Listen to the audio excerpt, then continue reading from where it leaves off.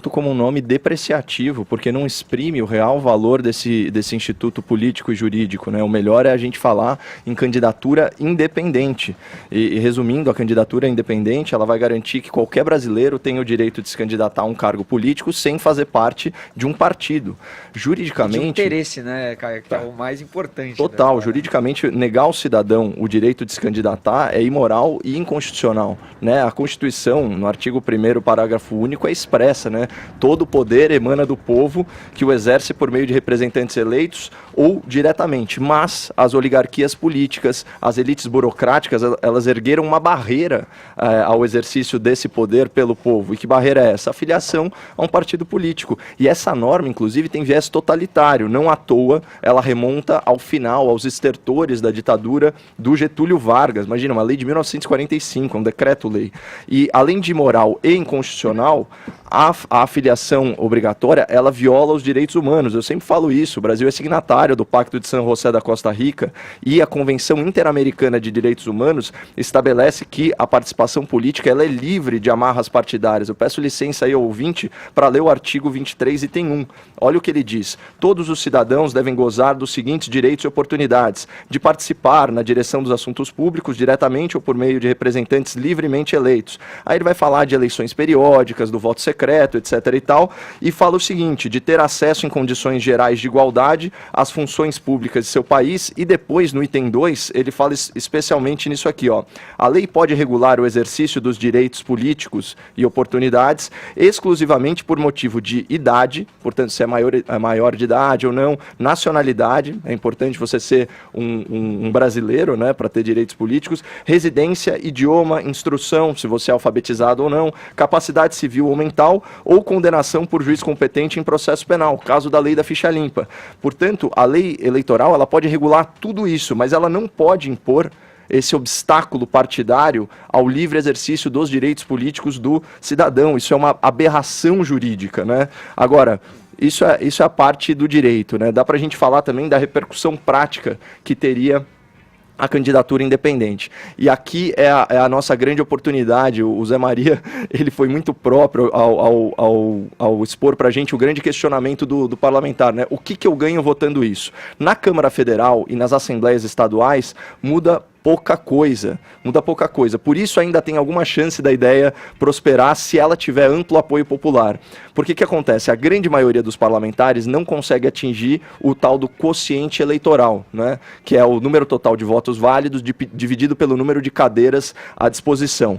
Portanto, é a soma dos votos do partido que elege a grande maioria dos políticos. E eles não vão abrir mão de filiação partidária nesse sistema. Agora, a grande renovação política promovida pela candidatura independente se dará nas cidades, né? Os mais de 5.500 municípios e vereanças aí espalhados pelo país.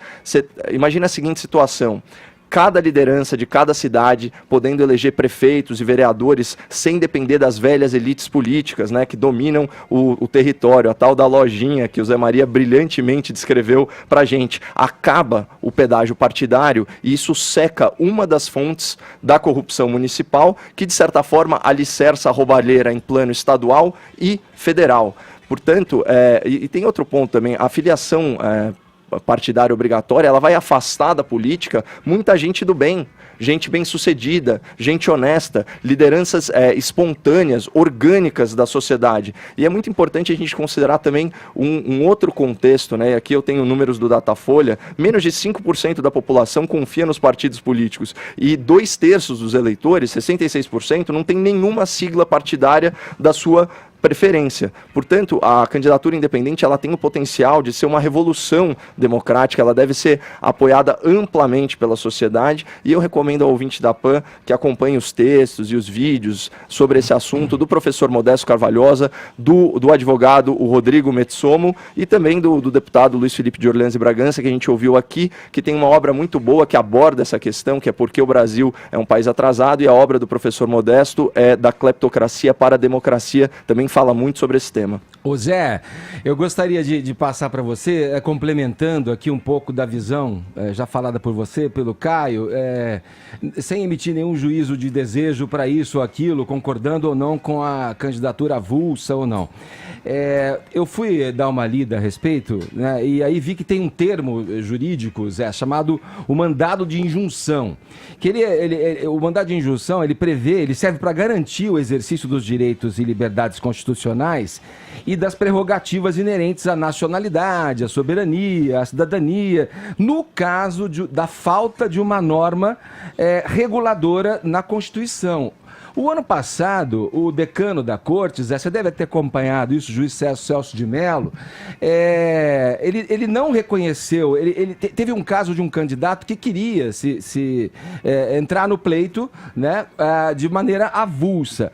O ministro Celso de Mello, decano, ele recusou por não entender que havia alguma lacuna que pudesse impedir o cidadão ali de exercer o seu direito de cidadão ali, né? Então, para que houvesse o entendimento e a aplicação do tal mandato de injunção, deveria ter uma situação de lacuna técnica ali, né, que pudesse justificar a aplicação desse tal mandato de injunção, o que ele entendeu que não havia, porque a lei, a Constituição é clara, as leis eleitorais são claras e assim entendem.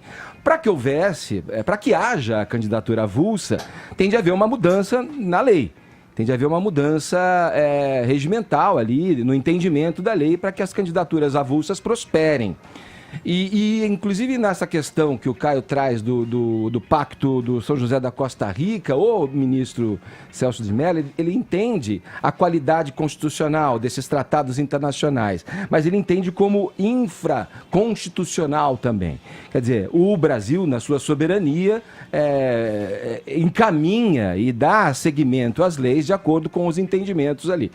Zé, eu acho que ainda é um assunto que vai ser muito discutido, principalmente no desejo que há, não só da sociedade, mas talvez menos da classe política, em implementar essa reforma política, né, Zé? É muito esperada, né, que regulamente de uma forma em que coíba esses excessos praticados e notórios, né, por políticos, por siglas satélite que vivem aí em torno dos partidos, enfim, só para entrar aí em algumas das nuances que envolve essa implementação da reforma política. Olha, Edgar, tradicionalmente o Tribunal Superior Eleitoral era o máximo em legislação sobre eleições. Depois o Supremo acabou crescendo também e define até assuntos contraditórios com relação a decisões do TSE. A candidatura avulsa foi derrotada no TSE e depois no Supremo Tribunal Federal, como você disse. Mas existe uma frente, existe uma defesa. O sistema hoje eleitoral, ele é montado para que as elites decidam quem será o governante. E aí o povo é chamado para conferir, através dos votos, para confirmar. Agora, quando as elites não decidem, aí o povo entra e decide. E foi o que aconteceu com Bolsonaro e que acabou provocando aquela fala do presidente da Câmara, nós erramos. Quando ele diz nós erramos, quer dizer, nós aqui, elites, com esse poder todo, sim, não conseguimos produzir um candidato que nós gostaríamos que fosse o presidente do Brasil, né? Então, existe isso aí. A candidatura independente ou candidatura avulsa virá de qualquer forma, sabe por quê? Os partidos políticos estão pulverizados. Hoje são 45 partidos, devem chegar a 100 partidos políticos. Só na Câmara são 35 partidos com representantes, ou seja, já se trata aí de uma candidatura avulsa, porque qualquer deputado pode ter um partido para chamar de seu, né? É o que está acontecendo, hoje é uma realidade. Conversei com vários deputados que querem ser candidatos a prefeito. A Tabata está tendo problema de legenda em São Paulo. A delegada, esqueci o nome, mas de Recife, está em primeiro lugar e não tem partido. Enfim, é um movimento que está acontecendo no Brasil. Sim. E para complementar, as arapucas chamadas partido político, né, estão aumentando as verbas de campanha em mais 2 bilhões de reais. Isso é munição, né? Valeu, Zé. Obrigado pelas informações. Um abraço para você. Bom trabalho aí em Brasília. Muito bem, bom dia a todos. Edgar, cabe só uma complementação. que eu acho interessante falar isso, né? Porque a gente diz que, bom, na prática já tem aí a candidatura avulsa, a candidatura independente e cita, enfim, o pleito presidencial do Jair Bolsonaro nesse sentido. Olha só como o atual sistema ele é pernicioso. Pegando aí, né? Obviamente ninguém vai questionar que o PSL foi uma legenda de aluguel, certo? Agora, fica muito claro que o presidente, então candidato, teve que pagar um pedágio político, né, e delegar, enfim, ao PSL a administração das campanhas, tanto que financiadas por dinheiro público, por verba pública, o PSL promoveu o tal do Laranjal do PSL, com as candidaturas femininas de fachada, todas aí alimentadas pelo dinheiro das cotas femininas do fundo eleitoral, né? Então, você percebe que é fundamental que haja o Instituto da Candidatura Independente de fato, sem precisar pagar esse pedágio partidário para essas legendas de aluguel.